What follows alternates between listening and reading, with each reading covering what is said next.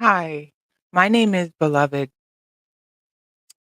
I am a survivor of sexual abuse, and I wanted to start a series on YouTube to discuss sexual abuse, not from a detailed standpoint, but from a survivor healed standpoint. And today I was doing some research on the web and I came across something that made me personally very excited. I learned that they passed a law in Maryland, um, that is actually gonna take place. It's called the Child Victim Act of 2023, and it comes into effect on October 1st. The great thing about this law is it removes the statute of limitations on, sex crimes in Maryland. Now, this was prompted, from what I'm reading, um by a group of survivors that were, um, abused within the Catholic Church. This video is not coming against the Catholic Church, um, but unfortunately, these abuse survivors, are they from this, uh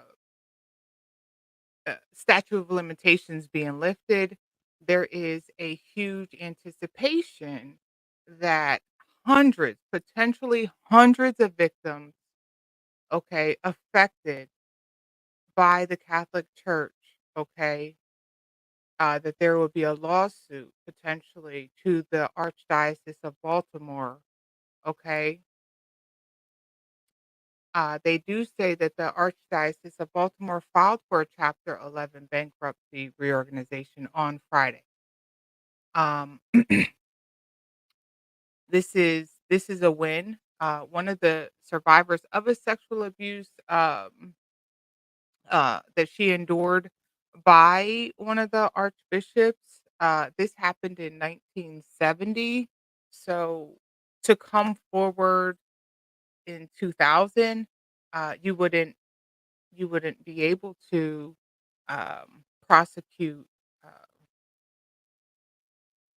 your abuser. Uh, this is a huge win for them, those who have been sexually abused in institutions. And I can also say that this is a huge win for those who didn't have enough courage to speak up previously about their abuse. And now that maybe they've grown and matured, and now they're ready to stand up for themselves and get justice. Uh, that's only one step of the process to healing. But I am so, so happy that there will be so many people. Actually, there shouldn't be so many, but there are so many victims who didn't get justice who now, because of this law, will be able to get justice. I am hoping that more states follow lead and that statute of limitations are lifted. Uh, yeah, I really don't have much more to say. I do want to share this video that I have from the news, and yeah, let's check that out and see what they're talking about, and then we're gonna go. Some survivors tell us that while financial settlements pale in comparison to Ooh, it has stopped. Hold on. finally holding their abusers and the systems that protected them to account, they see the church's move as an effort to subvert the law and are bracing for that justice to be taken away. I was in high school, Archbishop Keough High School, and I was abused by Father Maskell there. Teresa Lancaster says the sexual abuse she endured at her Baltimore high school began as a junior in 1970, continuing until she graduated in 1972. She still lives with it every day. I have 3 daughters, and every one of them has told me there were times when they just didn't understand what was wrong with mom. Ah, I mean, the depression and the anxiety rears its ugly head. What happened to Lancaster? guys, listen. During my trauma talks that I would like to have, I definitely wanna talk about exactly what she talked about, the depression, the anxiety, what is wrong with mom? When mom is trying to heal from sexual abuse, from the torment of the history of that, that's a lot, and that is something that I have healed from, and I really, really wanna dig into it to help survivors really start healing and surviving. And other girls at Archbishop Keough High School at the hands of Father Joseph Maskell was explored in the seven-part Netflix series in And 2017. then there's the world beneath. The church initially tried to discredit the series. Then last spring, Maryland Attorney General Anthony Brown released a report detailing how more than 150 Catholic priests and other Maryland clergy sexually abused more than 600 children and were never held accountable. When the Attorney General report was released, they knew about Father Maskell in 1966. The report states Maskell was accused of abusing at least 39 boys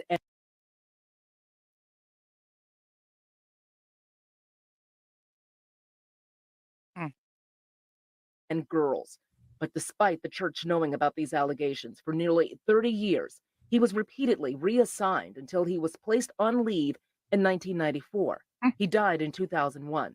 Though he was never criminally charged, the church added him to its list of priests who had been credibly accused of abuse after his death. I was abused in 1970. They could have stopped it, Teresa sued the archdiocese in 1995, but but we were blocked by the statute of limitations. for 21 years, Teresa fought alongside others for the state to change the law preventing child abuse victims from seeking justice decades later. Last session, lawmakers passed the Maryland Child Victims Act of That 2023. is lovely. We won, Maryland, finally. Matt, It allows for individual that's victims great. to sue governmental entities for up to $890,000 and private institutions like the church for up to $1.5 million. Well, But Teresa says that's not just what this is about. I just want to hear, I'm sorry, and I won't let this happen to anyone else. The Archdiocese of Baltimore wouldn't talk to us on camera, but pointed us to this September 5th statement from Archbishop William E. Laurie, who said the church is considering filing for bankruptcy ahead of possible litigation, saying with the passage of the new law, there is a high likelihood that the Archdiocese will face multiple lawsuits. Litigating them individually would potentially lead to some very high damage awards for a very small number of victim survivors, while leaving almost nothing for the vast majority of them. The Archdiocese simply does not have unlimited resources to satisfy such claims. When you heard that the Archdiocese well, may consider Chapter 11, what were your thoughts?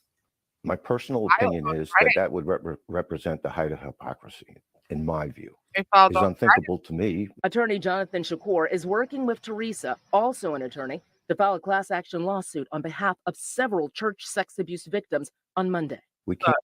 I'm stopping that right there. I just wanna say that, they did file. That's what it says. I have the article right here. Let me just share it really quick. Share this tab.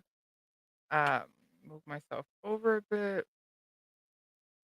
Oh, that's not over enough.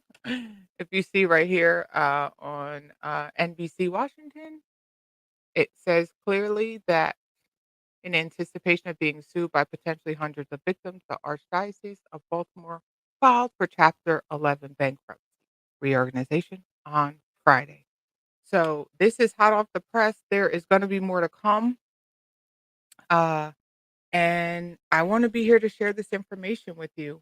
I'm ready to dig into um, some facts. I want to talk about healing. I'd like to talk about what is the CDC doing. Um, there are unfortunately there's a lot of topics to cover under the one topic of sexual abuse. So there's more to come. I thank you for joining me. Again, my name is Beloved. Please remember to like, subscribe, comment, and share. And I'll be back for more. Please feel free to join me. Bye.